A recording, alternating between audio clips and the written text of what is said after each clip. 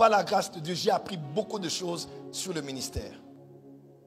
Et parmi les choses que j'ai eu à apprendre, je vous parle vraiment de tout mon cœur ce soir. Parmi les choses que j'ai eu à apprendre, avec tout ce que j'ai vécu, ces quelques petites années que Dieu m'a données par rapport au ministère. S'il y a vraiment une clé, s'il y a vraiment un principe, s'il y a vraiment une chose qui plaît à Dieu dans celui qu'il a appelé au ministère, je vais vraiment vous dire la vérité. Ce n'est pas au niveau des nombres d'heures qu'on fait dans la prière. Ce n'est pas dans l'éloquence, l'art oratoire et la capacité d'emballer les gens qui plaisent à Dieu qu'on travaille. Ce n'est pas dans la capacité à déployer ses dons spirituels ou à tant d'autres choses qui sont pas moindres. Mais je vous dis la vérité, Église Port des Cieux, vous l'église dont je suis le Père et tous ceux qui me suivent partout, j'ai tiré une seule conclusion. Il y a une chose que Dieu regarde par-dessus tout quand il appelle quelqu'un. C'est la qualité de son cœur. C'est la qualité de son cœur.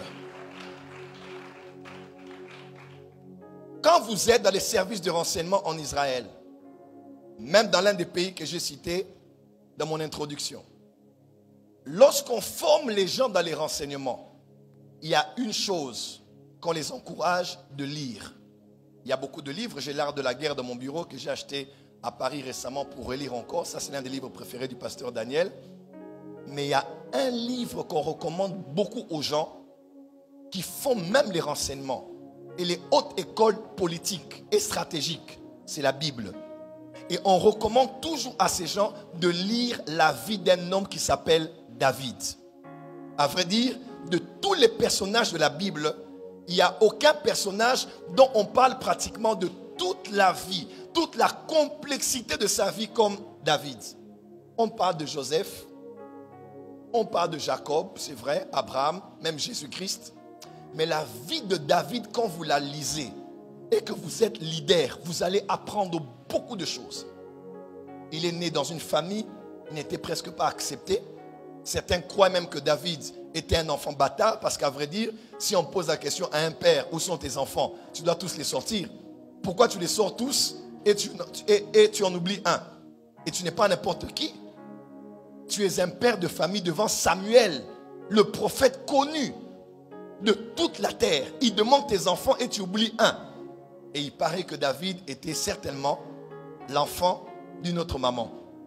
C'est ainsi que David a dit: je suis né dans le péché et ma mère m'a conçu dans l'iniquité.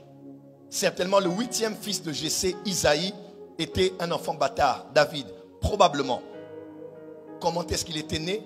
On parle de comment est-ce qu'il était derrière le troupeau de son père, l'expérience avec l'ours, avec le lion. On parle de l'expérience de la maison de Saül, comment il jouait à la harpe. On parle de devant Goliath, lorsqu'on chantait pour lui. On parle des problèmes quand ils ont commencé avec Saül, comment on cherchait à le tuer, comment il gagnait en pouvoir, comment il avait des hommes et des femmes qu'il avait joints parce qu'il croyait en son destin, comment il brillait déjà comme la lampe de l'Éternel, comment après l'onction de la maison, on l'avait encore au moins une deuxième fois et une troisième fois, comment il a été trahi par ses proches collaborateurs, les Achitophel, les Joab, toutes ces personnes en qui il croyait.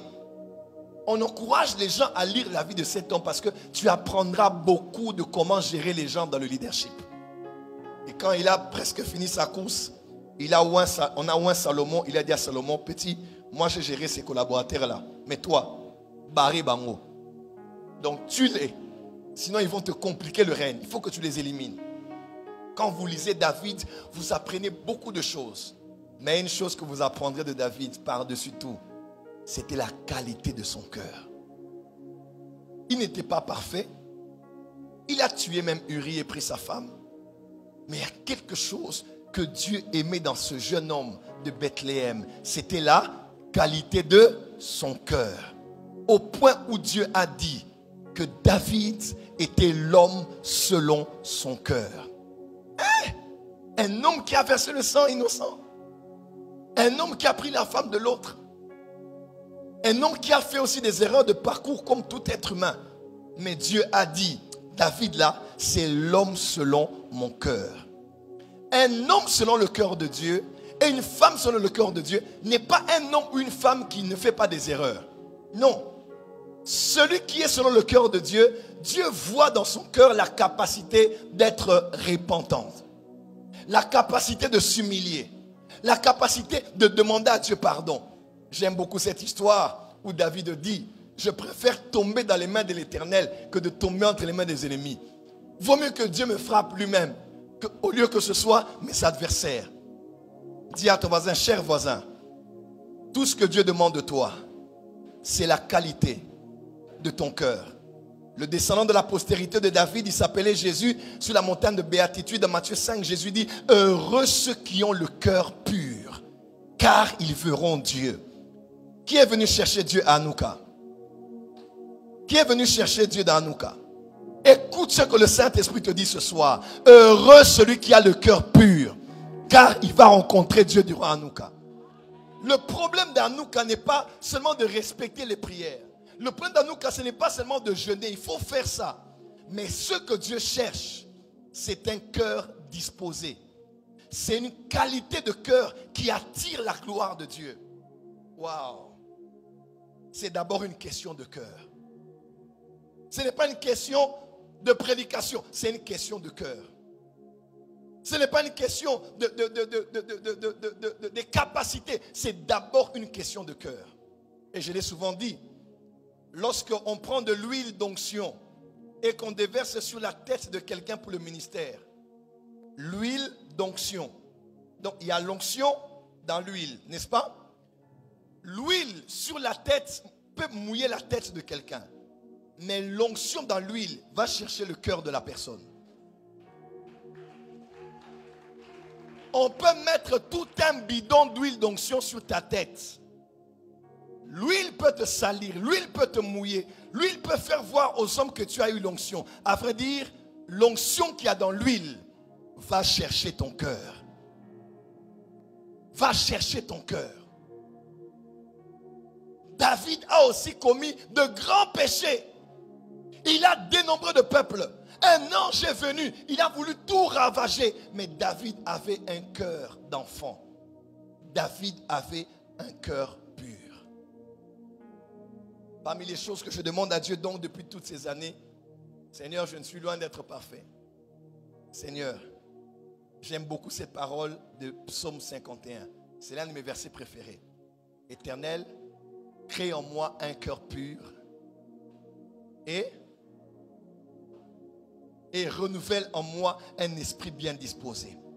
Ce soir, que Dieu te donne un cœur pur et que Dieu renouvelle en toi un esprit bien disposé aux jeunes, bien disposé à la prière, bien disposé à la méditation biblique, bien disposé à l'humilité, bien disposé au fait de demander pardon. Que Dieu te renouvelle en toi un esprit bien disposé.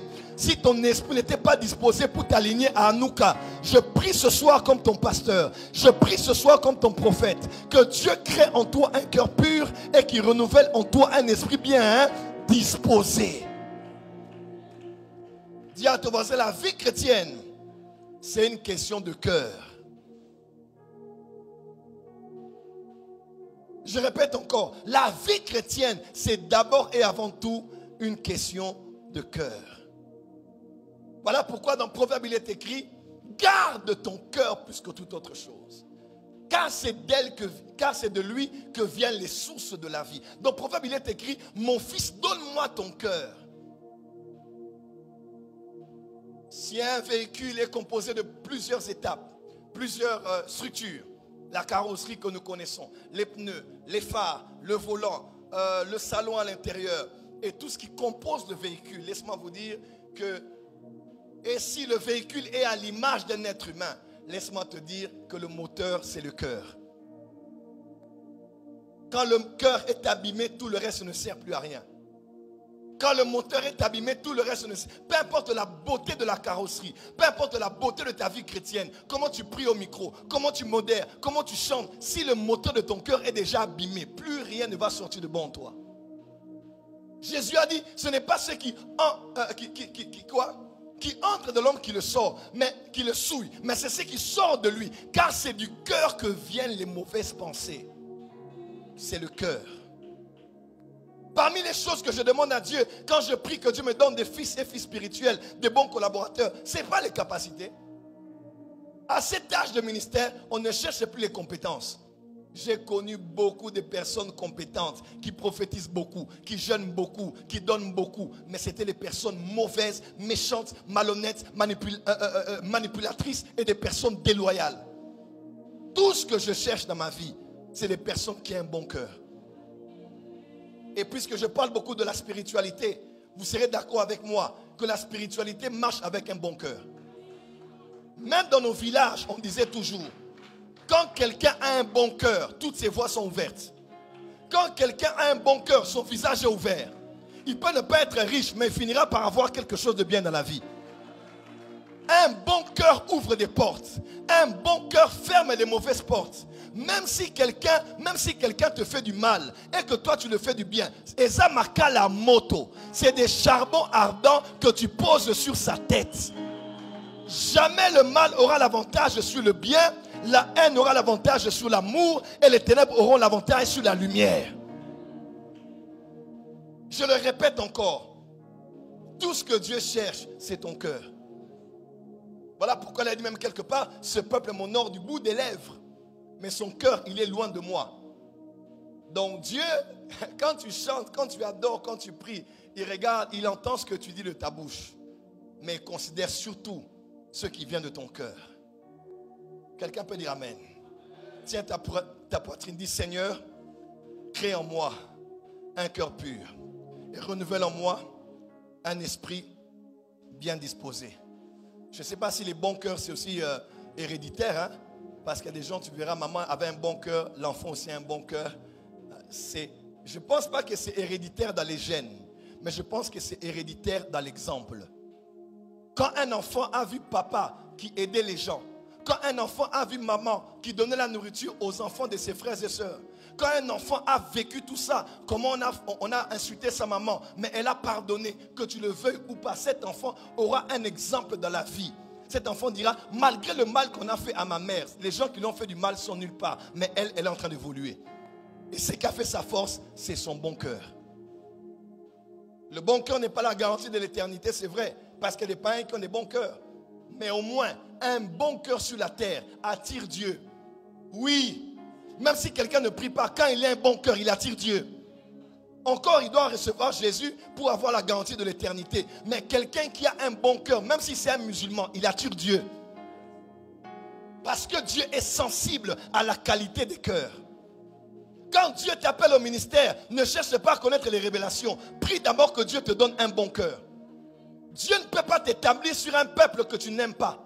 Il ne peut pas t'établir sur un peuple que tu vas utiliser pour avoir l'argent. Dieu doit te donner un bon cœur avant d'être un bon berger. Il y a une différence entre berger et bon berger. Oh. Il y a une différence entre être berger et être bon berger. Les autres là sont des bergers. Mais moi, je suis le bon berger et je peux donner ma vie pour mes brebis. Pourquoi nos politiques aujourd'hui déçoivent? Pourquoi nos leaders dans les entreprises déçoivent? On a beaucoup de leaders, mais pas de bons leaders. On a beaucoup de politiciens, mais pas de bons politiciens. On a beaucoup de prophètes, mais pas de bons prophètes. Tout ce qui impressionne Dieu, ce n'est pas combien tu fais bien ton travail, mais quel genre de cœur tu mets dans le travail que tu fais. Voilà pourquoi Mère Teresa de Calcutta disait toujours, tout ce qui compte, ce n'est pas combien nous donnons, mais combien d'amour nous mettons dans ce que nous donnons. C'est le cœur que tu mets dans ce que tu fais qui marque Dieu. Dis à ton voisin, quel est l'état de ton cœur? Tiens ton voisin bien, dis voisin, quel est l'état de ton cœur? Et tu sais,